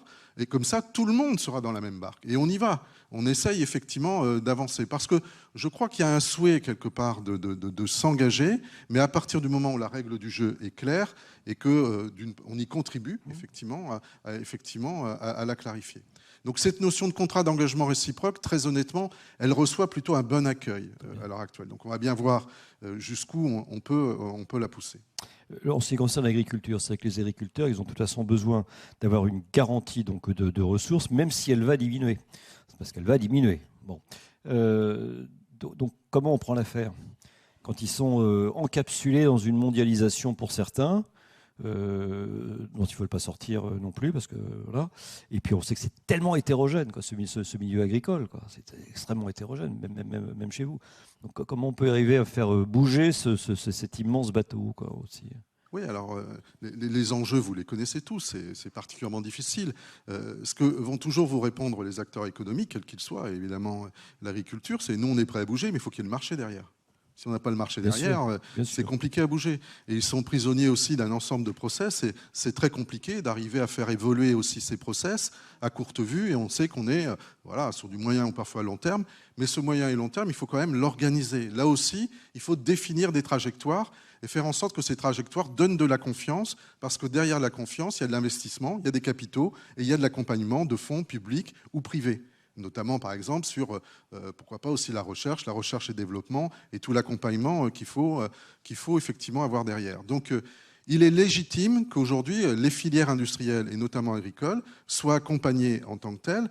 Nous sommes allés voir visiter les services européens là-dessus et les tester aussi, parce qu'on est toujours dans les questions du libre marché et de la concurrence. Et s'il y a trop de politiques publiques qui interviennent, il va y avoir un holà au niveau européen. Mais sur les politiques de qualité et de quantité des eaux, l'Europe est prête quelque part à avoir une approche, on va dire, circonstanciée. Parce qu'on est sur des enjeux, pour le coup, plus collectifs et que les politiques que l'on peut mettre en place vont bénéficier effectivement à l'ensemble. Et donc cette négociation au niveau européen, il faut l'amener, il faut la poursuivre. Donc je vais vous citer un exemple. Pratiquement l'ensemble, mais pas toutes, des régions mettent dans leur programmation, à l'heure actuelle, des politiques d'appui, par exemple, à améliorer les process d'irrigation en direction de la filière agricole. C'est très bien. C'est très bien. Du coup, quand on a cette contractualisation avec l'Europe, l'agence de l'eau vient en complément. Et là, à ce moment-là, les agriculteurs bénéficient d'une politique de soutien pour aller vers de l'irrigation vraiment de qualité, vraiment performante. Et vous le savez, quand elle est pilotée de manière vraiment numérique et très précise, on arrive à des chutes quand même d'utilisation de l'ordre de moins 20 à moins 30%. C'est énorme. Donc c'est quand même conséquent. Mais encore faut-il qu'on crée ces conditions-là pour le faire. Et donc là, il y a un vrai sujet qui est posé. Il faut l'accentuer, aller encore plus loin. On a parlé de l'agriculture parce que c'est là où le rapport de force est parfois aussi le plus délicat et il faut aussi le négocier avec eux. Mais en fait, tous les process industriels aujourd'hui, globalement, sont aussi concernés dans cette approche d'une meilleure performance, d'une meilleure cristallisation de la recherche fondamentale vers la recherche appliquée qui permet aux recherches et développements de pouvoir ensuite contribuer technologiquement à être sur le terrain. Est-ce que, Hervé, on va aussi repolitiser l'eau en affirmant l'eau dans les politiques d'urbanisme? Dans le domaine du pluvial, on voit quand même parfois du grand n'importe quoi. Donc, alors complètement, alors je vous ai écouté avec beaucoup d'attention. J'ai eu le plaisir d'être un ancien président de Scott. Je mets parfois plaisir entre guillemets, parce que c'est pas toujours, c'est parfois un peu compliqué, mais lui aussi il a réussi à aboutir. Il n'y avait pas de recours, mais moi je suis vraiment partisan de ce qu'on appelle les Scott intégrateurs. Les Scott intégrateurs, ça veut dire qu'il faut oser effectivement faire des Scott un vrai projet de territoire. Et derrière ce projet de territoire, avoir une gestion et une approche partagée, notamment des ressources et de quelle manière on va accueillir les nouvelles populations. Et comme vous le disiez, il faut vraiment se dire qu'aujourd'hui, un territoire se doit de réfléchir sur la capacité en termes de ressources à accueillir des nouvelles populations. Si nos ressources sont limitées, on ne peut pas démultiplier les droits à construire. Donc c'est bien cette nouvelle approche qu'il faut conforter d'une manière particulièrement forte. Mais il faut aller relativement loin à ce niveau-là. Donc dans les Scott, il faut maintenant on avait des trames vertes, des trames bleues, etc. Maintenant, il faut aller encore plus loin sur des stratégies de préservation des zones humides, de négociation de toutes les bandes enherbées, etc., de tout ce qui permet la perméabilité des sols pour améliorer véritablement le stockage des sols à l'échelle effectivement d'un SCOT, parce que c'est une vision qui est quand même plus globale. Ça nous permet de décliner les politiques des sages à ce moment-là, pour le coup, et d'aller factuellement le plus loin possible dans ces stratégies. Donc on a des stratégies un peu globales de territoire qu'il faut mettre dans les SCOT par rapport à ça. Et ensuite, sur les PLU et les PLI, il faut les décliner d'une manière très forte. Et aujourd'hui, on a fait parfois, pas toujours, mais on a fait parfois des choix qui étaient complètement incohérents de la gestion du pluvial. Et il faut sortir de la gestion du pluvial, par exemple, comme on a pu le connaître à la Papa depuis quelque temps. Alors, quand on avait des réseaux séparatifs... C'est-à-dire mélanger avec les eaux d'assainissement Alors ça, c'est ce qu'il y a de pire. Mais le réseau séparatif, d'un autre côté, il a aussi un coût. Et parfois, on rejette dans des milieux qui n'ont pas forcément un intérêt particulier au niveau du rejet. Parfois, le pluvial soutient l'étiage.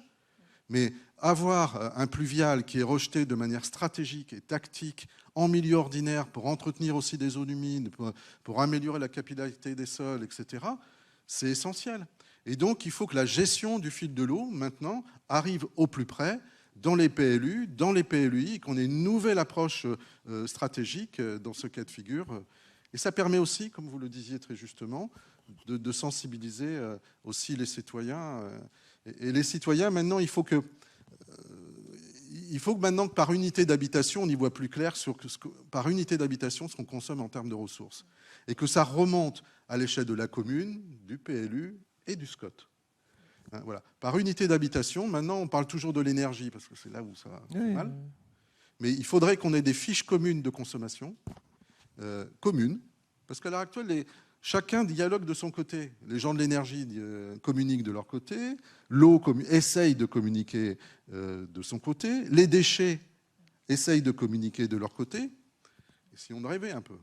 Et pourquoi on ne pourrait pas avoir une communication un peu plus partagée et des fiches de communication et des fiches normatives qui affichent par unité d'habitation ce que je consomme en énergie, en eau, ce que je produis effectivement en déchets, et qui permettraient de ramener à l'unité et donc quelque part à l'habitant et de lui montrer, de lui démontrer véritablement ce que lui il consomme.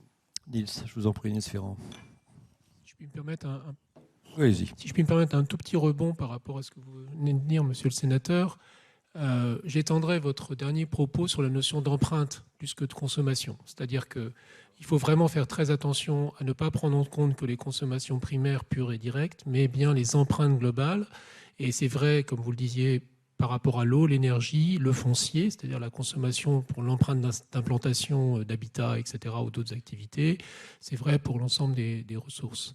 Et cette notion d'empreinte va permettre justement de repolitiser parce que c'est celle qui va permettre de reconnecter davantage les différents acteurs du territoire les uns avec les autres, en reconnaissant le fait qu'on consomme aussi des choses qui sont consommées par d'autres en fait en amont de nos propres besoins. Il y a une notion de métabolisme, comme on dit. Il y a beaucoup de travaux sur les métabolismes qui ont vocation à mettre en question l'usage des ressources et l'équilibre des territoires en termes de l'ensemble des ressources. Et c'est très important de faire cette connexion entre ressources. Merci à vous, Nils Ferrand. Hervé Gillet, gestion de crise. D'accord, c'est peut-être pas suffisant de réguler, c'est important. Mais demain, quand ça va nous retomber dessus, je ne sais pas quand, hein. Ça peut être demain, ça peut être après-demain, ça peut être après-après-demain. Enfin, on est quand même maintenant, c'est dans un grand cycle. On voit bien que le cours de l'histoire nous amène quand même vers ça. Ce qui ne veut pas dire pour autant, je le disais tout à l'heure, qu'il n'y a pas de possible. Hein. Ça ne veut pas dire que nos vies sont fichues, loin de là. Mais est-ce qu'on va mieux s'armer par rapport à ça ou par rapport à ces problèmes, puisque l'eau va revenir de toute façon. Maintenant, c'est au sommet de la pile du dossier. Elle va pas passer dessous. Donc. Alors c'est un sujet. Hein. Alors effectivement, la canicule 2022 a permis là aussi de commencer à faire boucher les lignes. Donc il y a eu un fameux rétex, les retours d'expérience au niveau préfectoral et gouvernemental. Donc ces rétex, il y a eu un premier niveau de communication. Il y a un guide qui vient juste de sortir en direction des préfets pour mieux intégrer un certain nombre d'éléments, de paramètres et de gestion sur les cellules de crise. Mais on s'aperçoit qu'il faut aller aujourd'hui plus loin. Il faut qu'on ait des cellules de crise qui fassent de la dentelle aujourd'hui. Et souvent, on avait parfois des dogmes qui s'appliquaient de manière un peu indifférenciée sur certaines approches, alors que les approches, plus ça va, plus il faut qu'elles soient différenciées, qu'on maîtrise véritablement la nature des enjeux dans les territoires dans lesquels on évolue et sur lesquels on va prendre effectivement des décisions. Et les clés d'entrée également sont diverses, donc ce qui amène un peu plus de complexité pour pouvoir les gérer. Mais voilà, on ne peut pas se satisfaire aujourd'hui du système actuel. Bon, il a fait ses preuves pendant un certain temps, mais les enjeux à caractère économique et sociaux et environnementaux vont être de plus en plus affirmés à partir du moment où on a des crises de plus en plus fortes. Et donc l'appréciation des enjeux et des priorités va nécessiter, pour qu'ils soient compréhensibles, un meilleur partage, une meilleure aussi acceptabilité. Sinon, on va avoir effectivement des rapports de force de plus en plus durs effectivement sur ces sujets. Donc la qualification des cellules de crise, aujourd'hui, c'est un sujet qui est vraiment important par rapport à ça. Et on en revient toujours à la capacité aussi pour les filières, les parties prenantes, à produire de la donnée de qualité, de l'analyse de qualité, pour amener vers des décisions qui soient les plus objectives possibles. Ce combat-là, il faut le mener, il faut surtout l'affirmer en tant que tel. Sinon, vous savez très bien comment ça se passe. On est toujours sur des querelles d'experts, mais il faut avoir la conviction d'en sortir à un moment donné. Mais vous savez, au niveau des syndicats des eaux, on a eu l'occasion avec certains de partager ce sujet-là avec la FNCCR, mais vous avez des syndicats des eaux qui connaissent très très mal leur patrimoine aujourd'hui, qui connaissent très très mal réellement même leur modèle économique. Et il faut maintenant, par rapport aux enjeux que nous partageons, que ces tableaux de bord soient mieux normés et que maintenant, toutes les maîtrises d'ouvrage soient en capacité de produire une vision qui soit la plus claire, la plus réaliste de sa situation, et qu'elle soit en mesure de dire ce qu'elle peut faire à court, moyen et long terme, et en même temps qu'elle se fixe des objectifs, parce que de toute façon, les objectifs, si elle n'est pas claire, on va lui le fixer, mais de manière obligatoire demain. Donc voilà, il va falloir être beaucoup plus fin. Voilà, donc alimenter absolument la connaissance, ça a été un petit peu un fil conducteur depuis ce matin. Et puis rajouter des sciences humaines, pas pour faire plaisir à Nils, mais je veux dire qu'on est non, mais c'est très important. On est sur des sujets quand même qui relèvent du cognitif, qui relèvent du psychologique, qui relèvent du sociologique. Enfin, tout est brassé quoi aussi avec ça. On est quand même globalement des animaux un peu inconséquents les uns les autres. Ça s'appelle un être humain, c'est normal. On est des animaux de plaisir, on va à la facilité, bon, c'est comme ça. Mais voilà, maintenant on a cette réalité du monde qui est face à nous.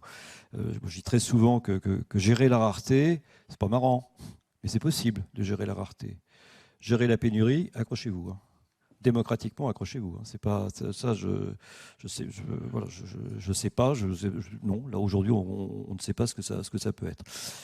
On me dit que notre secrétaire d'État va arriver à 15h30, peut-être 30 minutes et 28 secondes, je ne sais pas. Il est 20. Ça veut dire que nous avons calculé le temps de questionnement de votre part. Donc je vous en prie, alors après, si vous voulez, donc Hervé Paul viendra pour faire une petite conclusion, ensuite donc la ministre. Mais là, on est tranquille. Donc je vous en prie, si vous souhaitez intervenir avec ce qui a été dit, parce que je pense que sur cette politisation ou repolitisation, vous avez aussi peut-être des choses à dire. Donc peut-être témoignage de la salle, ou bien questionnement, éclaircissement des uns et des autres. C'est le moment de pause, hein. Oui, je sais. C'est pas là, bon, vous n'êtes pas endormi, déjà, c'est bien. Mais ça m'aurait étonné parce que c'est intéressant. C'était très intéressant donc de la part des uns et des autres. Vous y allez, monsieur, sur le forage peut-être encore? Non, je sais pas du tout. Non, pas, non, là il fait ce matin. Donc repolitisation et forage, oui. Amis de la Haute-Garonne, je vous en prie. Oui, Yann Audard, à nouveau. Comment est-ce que vous envisagez, comment davantage intégrer les élus dans les décisions? Alors, je parle en particulier à M. Gillet, que j'ai connu quand il était président du SMEAG. Voilà, quand vous avez une sous-commission zone humide à l'échelle de la Garonne, sur des sujets extrêmement techniques qui se réunit 2 fois par an, ou même nous, administration, on a du mal à suivre le sujet. Comment, finalement, est-ce que déjà c'est la place des élus? Et si c'est le cas, comment finalement améliorer leur investissement et leur prise de décision, parce que les élus sont là pour décider. Alors, ma collègue dit par l'information et la communication. Moi, je dis oui, mais l'information et la communication, aujourd'hui, il faut aussi avoir une approche très critique parce que autant vous constatez tous, et nous en première ligne, une défiance vis-à-vis du monde politique sur laquelle, là aussi, c'est un combat.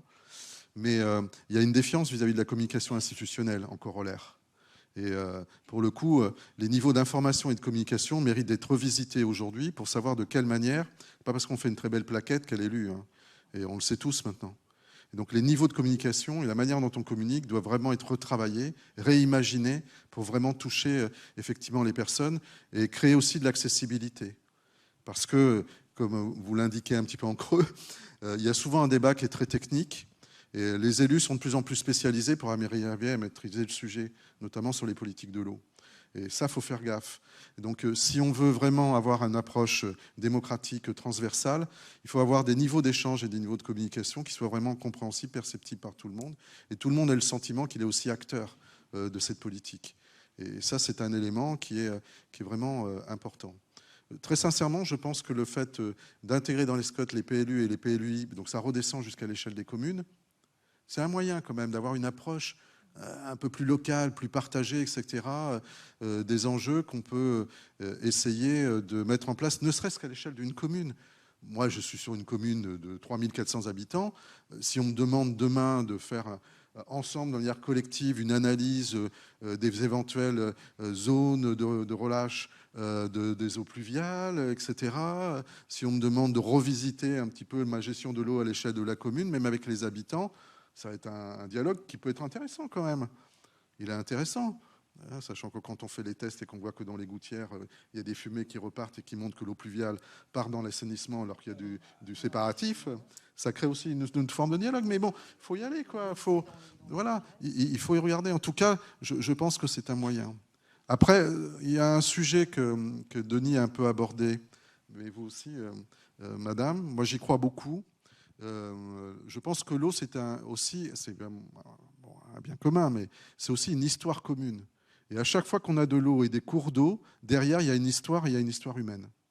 Et cette histoire humaine, quand on la redécrypte, alors on dit storytelling, c'est péjoratif, mais quand on la redécrypte, on remet en perspective ce que les anciens ont pu vivre par rapport aux nouveaux qui maintenant habitent le territoire. Et cette mémoire collective, ce partage de l'histoire de l'eau, et dans la façon dont on vit l'eau dans les territoires, c'est un excellent moyen aussi de créer des éléments de communication, d'appropriation, voire de renforcement aussi de liens sociaux entre les anciens et les nouveaux. Et les élus ont tout intérêt à se saisir de ces sujets-là, parce que ça redonne du sens aussi à l'action publique. On réexplique les choses par rapport à ça. Et quand on réexplique les choses, on monte aussi en conscience individuelle et collective. Alors, c'est des exemples, hein, c'est pas... mais j'y crois beaucoup. Je pense que ça marche, quoi. Ça peut fonctionner. Puis PLUI, vous rajoutez un E, c'est presque pluie, vous voyez, donc ça peut intéresser. C'est vrai qu'on n'est pas loin. Non, mais cette culture est très importante. Quand vous allez dans les Cévennes, vous avez la culture du béal. Donc là, on savait évidemment irriguer intelligemment, avec parcimonie. Aujourd'hui, on dit sobriété, on disait avec parcimonie, mais ça revient absolument à ça. Depuis le XIe siècle, ou peut-être le XIIe, dans le Vaucluse et dans les Alpes de Haute-Provence, qui s'appelaient les Basses-Alpes, voire au XIIe, elles ne s'appelaient pas, hein, c'était pas ça. On avait la culture de l'eau. On avait la culture de l'eau. Il y avait le partage de l'eau qui existait. On se foutait sur la gueule aussi, hein, sûrement un peu, mais je veux dire qu'on y arrivait. Donc, en tout cas, on savait que c'était une ressource qui était précieuse. C'était ça. Et donc, c'est aussi ça, retrouver cette affaire-là. J'ai presque envie de vous demander, pour rester sur ce thème-là, et non pas pour combler, hein, c'est pas ça du tout, mais parce que je ne sais pas du tout, non, on marche à vue. Non, peut-être d'abord d'autres. Voilà, ce que j'allais vous dire. Qui Ah bah pardon. Pardon, merci Bernard. Merci, c'est gentil. Non, mais j'en reviens à la culture de l'eau. La culture de l'eau aussi. Alors moi, je suis effectivement dans un pays d'eau, hein, de marais. Les choses changent aussi avec la culture. C'est-à-dire que la culture de l'eau, l'approche n'est plus la même non plus. Hein. On parlait tout à l'heure de vite, on rejette l'eau dès qu'il y en a de trop. Et puis on voit bien en Espagne avec le Portugal à côté, on n'en a plus, on bloque tout et on garde tout. C'est ce qui s'est un peu également passé dans mon pays à moi, enfin dans mon pays, dans mon territoire, je vais dire. Hein. Et Et c'est cette problématique que l'on a encore toujours dans le Marais, c'est de ne plus vouloir, alors que les anciens savaient le gérer. Les anciens savaient qu'il fallait que ça déborde et qu'il fallait du temps pour que ça puisse déborder. L'économie a modifié la culture de l'eau. L'économie, l'approche. Et les personnes avec qui vous dialoguez, vous parlez, des gens qui ont une quarantaine d'années, sont persuadés d'avoir une bonne approche historique de l'eau et du Marais. Alors que non, des personnes de 40-45 ans, quand vous faites des CTMA sur lesquels vous remettez des cours d'eau dans le lit originel qui ont été déplacés il y a 50-100 ans, sont les premiers à dire, mais attendez, les anciens ont fait ça pour qu'on cultive plus et pour qu'on ait moins d'inondations. Et aujourd'hui, il faut pouvoir accepter effectivement de reprendre cette culture d'eau des anciens qui était pragmatique, parce qu'ils n'avaient pas les moyens techniques, les moyens économiques qu'on a eus à une époque où on a modifié profondément le territoire et par conséquent modifié notre approche de l'eau et notre sensation par rapport à l'eau et notre historique par rapport à l'eau. Non, mais c'est important. Mais c'est vrai que c'est le vecteur principal. C'est... Voilà, comment est-ce que vous sentez votre territoire, comment vous sentez l'eau dans votre territoire, vos cours d'eau. Le cours d'eau, c'est, vous avez raison, hein, depuis qu'on est gamin, dès qu'on est à côté d'un cours d'eau, on est happé quand même par cet élément, qu'on le veuille ou pas. Mais aujourd'hui, c'est sachons revoir les choses, sachons prendre du recul par rapport à tout ça. C'est pas automatique, c'est pas parce que c'est comme ça depuis 30 ans que c'est peut-être la bonne solution. Non, ça rejoint cette culture de l'eau. Et effectivement, quand vous disiez la montée des eaux, j'aurais pu citer aussi nos amis des bords de Loire. Ils ont une culture de l'inondation. Ils le savent depuis très longtemps. Ils ont construit effectivement de cette manière-là. Et puis là, on voit bien sur beaucoup de territoires, que ce soit dans les marais de Lavour, donc qui se trouvent au pied du Grand Colombier dans l'Ain, ou bien dans le Doubs, donc pays de tourbières extraordinaire, on s'est mis à reméandrer, mais il n'y a pas que là. On reméandre, c'est effectivement pour redonner la vie tranquillement et enfin, c'est toujours faire et défaire, hein, c'est toujours faire quelque chose. C'est toujours assez marrant parce qu'on réinvente les solutions fondées sur la nature. C'est un peu ce que faisaient nos anciens quand même, hein. Donc dans certains cas, avec de la technique, avec de la connaissance indispensable qu'ils n'avaient pas, évidemment, mais quand même ils observaient, et vous l'avez très bien dit, c'était pas au nom de l'écologie, c'est simplement parce qu'ils n'avaient pas le choix. Donc voilà, donc ils faisaient comme ils pouvaient.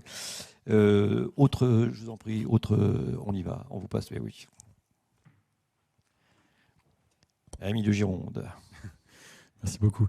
J'avais juste une remarque et puis une question. En remarque, c'est vrai que quand on travaille avec les élus des PLU, qui sont de communes qui forment un PLU, on se rend compte qu'ils se plaignent de la politique de l'eau, du syndicat d'eau, alors qu'ils font aussi partie du syndicat d'eau, ou voire même d'un EPTB, encore plus. Donc c'est vrai qu'il y a un vrai besoin d'acculturation, comme vous l'avez dit, madame, sur l'aménagement, sur l'eau, sur la ressource en eau, et je crois que c'est une solution à suivre.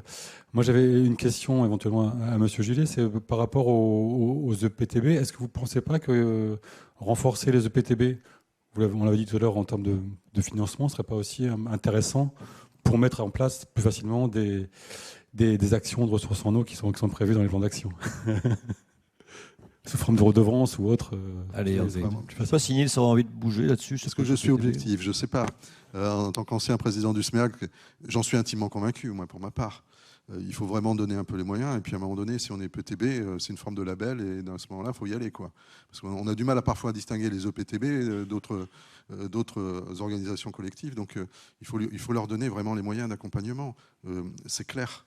Et justement, permettre aussi, alors les moyens d'accompagnement, il y a bien sûr l'ingénierie technique, etc., qui est aussi nécessaire, parce qu'on est toujours au niveau des EPTB à parfois utiliser d'une manière sciemment un certain nombre d'appels à projets pour en même temps assurer que la marmite continue de bouillir et qu'on puisse mobiliser les compétences quand même. Il faut regarder les réalités en face quand même.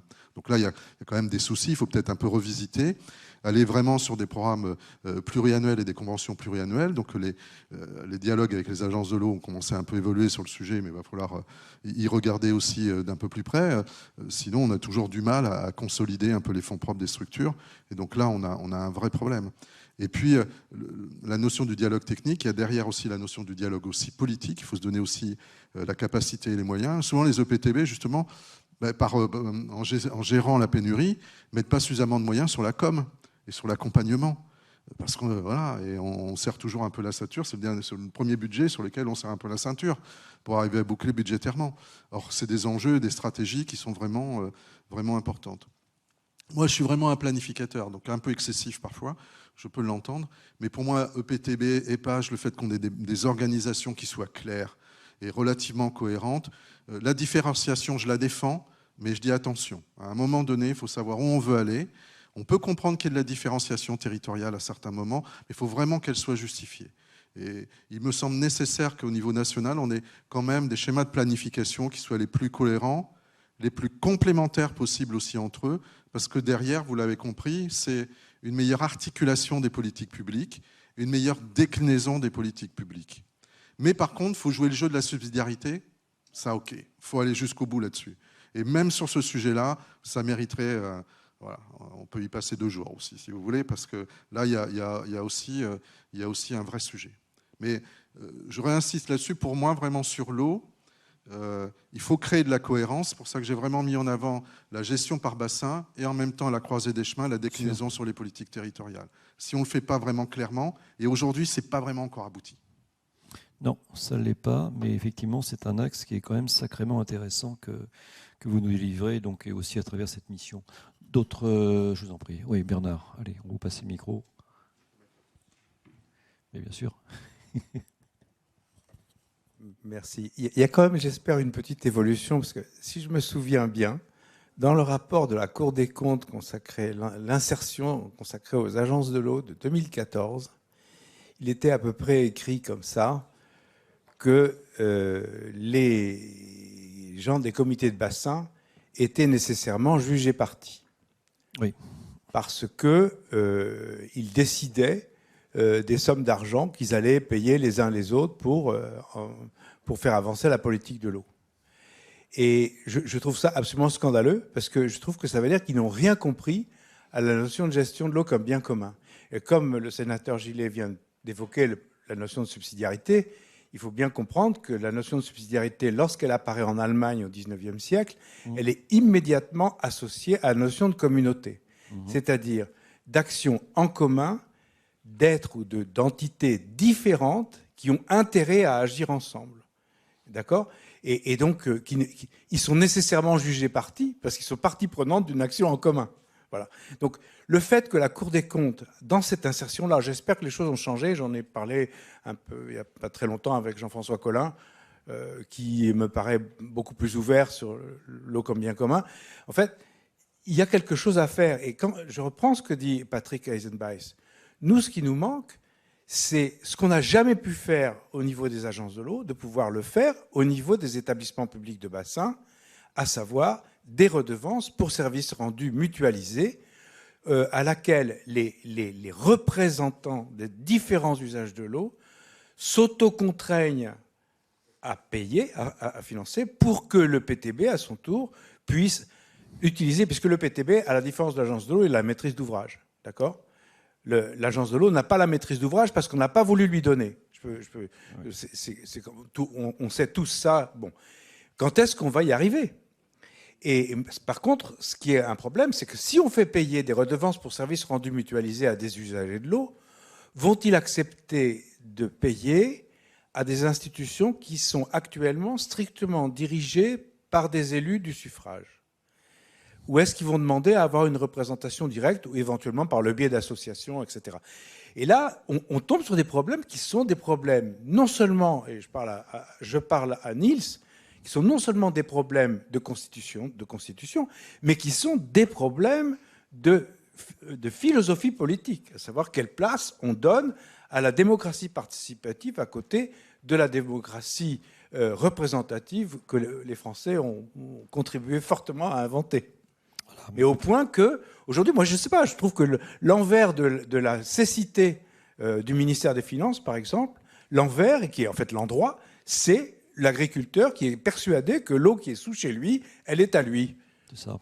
Et même s'il n'y a pas assez d'eau pour tout le monde. Ah oui, oui. Eh ben, écoutez, merci Bernard, parce que ça c'est vraiment un de vos chevaux de bataille, mais effectivement il y a quand même des choses très intéressantes à entendre depuis déjà pas mal de temps sur ce thème-là. On salue avec grand plaisir Bérangère Couillard qui vient donc d'arriver, qui est une femme qui n'arrête pas, qui est engagée sur ces sujets de l'écologie, donc secrétaire d'État chargée de l'écologie, donc avec nous aujourd'hui. Bon, là c'est bien, ça s'est bien passé. Je peux vous assurer que ouais, il vous l'a dit, c'est très bien. On a eu des retours d'expérience, on a eu donc la repolitisation de la gestion de l'eau, parce que bon, vous imaginez bien que je parle de nos concitoyens. Les citoyens ne connaissent pas grand-chose au domaine de l'eau aujourd'hui. Donc, je ne parle pas de ce public averti, mais sinon, en général, donc c'est ça. Donc, on essaye de rendre de nouveau l'eau visible, puisque avec le robinet, évidemment, c'est formidable, mais elle est devenue donc invisible. Et puis, on a eu aussi ce matin donc le changement climatique qui rebat les cartes, puisqu'aujourd'hui, évidemment, c'est la star qui n'est plus du tout anecdotique. Ça ne l'était pas avant, mais c'est vrai que le problème du quantitatif n'existait pas. Alors, cher Hervé, pendant que la ministre, je suis en train d'écouter ce que lui dit à l'oreille, donc Madame la ministre, donc ça y est, formidable. Cher Hervé Paul, un petit mot, et puis après donc notre secrétaire d'État. Et ben voilà, donc je vous en prie, donc Hervé Paul, petit mot de la fin. Grand merci, donc ouais, parce que il y a encore eu pas mal de choses qui se sont dites. Hervé, je vous en prie. Moi, je me mets juste dans un tout petit coin et allez-y.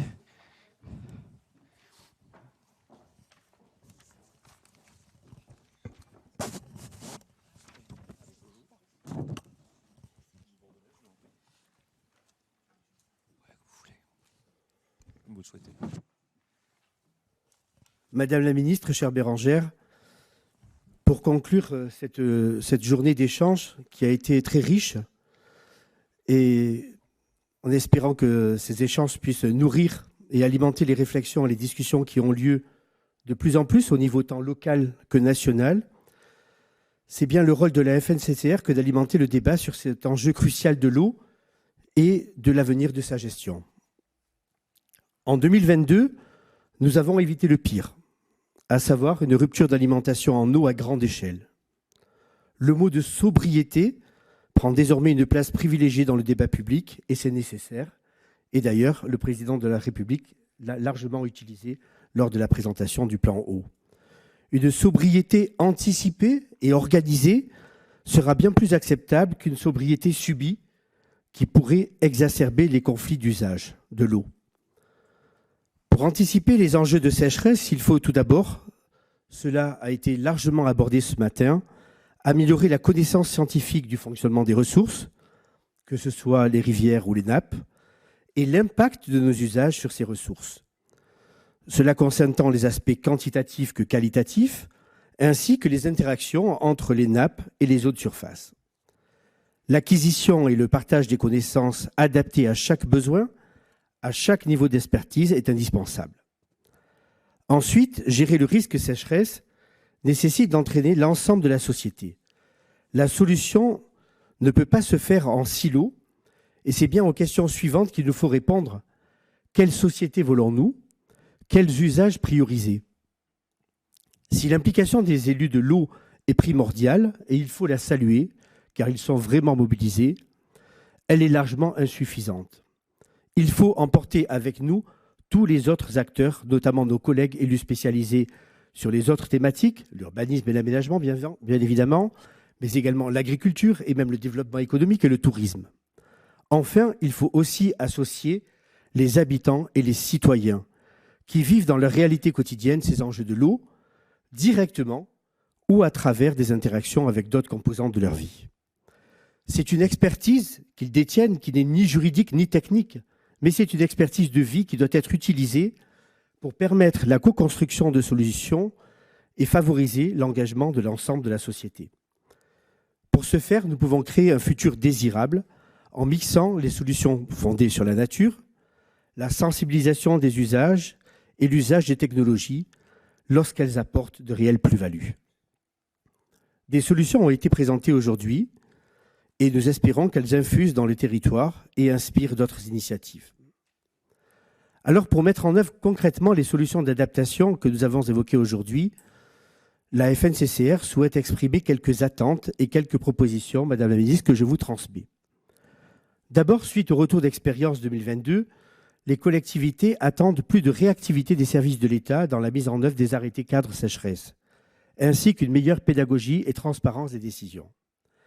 Il semble que le nouveau guide sécheresse y réponde en imposant une prise de décision sous 5 jours ouvrés à compter du franchissement de niveau de gravité, en soulignant la nécessité d'une communication lisible pour les usagers et par la représentativité dans les comités ressources de toutes les parties prenantes du monde de l'eau. En second point, la mise en place de tarification par tranche progressive suscite aujourd'hui un certain enthousiasme. Pour autant, la tarification progressive n'est pas systématiquement environnementale et sociale, faute de pouvoir connaître les usagers de façon exhaustive, le nombre de personnes dans le foyer, la composition du ménage et puis les autres usages. Est-ce un usage domestique ou autre, derrière chaque compteur? La Fédération souhaite donc instamment que des choix de structure tarifaire demeurent bien une responsabilité des collectivités locales, des services publics d'eau. Et dans ce cadre, la Fédération souhaiterait que la mission qui est prévue de confier au CESE dans le cadre du plan eau couvre bien l'ensemble des outils tarifaires et leur acceptabilité sociale au regard des enjeux environnementaux, mais aussi au regard des enjeux d'équité, notamment vis-à-vis des résidents secondaires et de tourisme, des utilisateurs de ressources alternatives. Enfin, la question de la déclaration effective des forages nouveaux et en particulier existants reste non résolue. Ça fait l'objet d'un long échange ce matin. C'est vrai que de nombreux forages réalisés avant mais aussi après 2008 sont restés non déclarés et cela impacte particulièrement les territoires déjà en tension. Ils doivent être soumis à une régularisation et un comptage des prélèvements systématiques car il est nécessaire de s'assurer que les mesures de restriction éventuellement prises en cas de sécheresse leur soient applicables. Voilà, Madame la Ministre, en quelques mots, résumé une journée d'échange et de débat, et je sais que vous avez à cœur de porter votre vision et de ce sujet que vous connaissez et que vous maîtrisez très bien. Merci de votre présence parmi nous.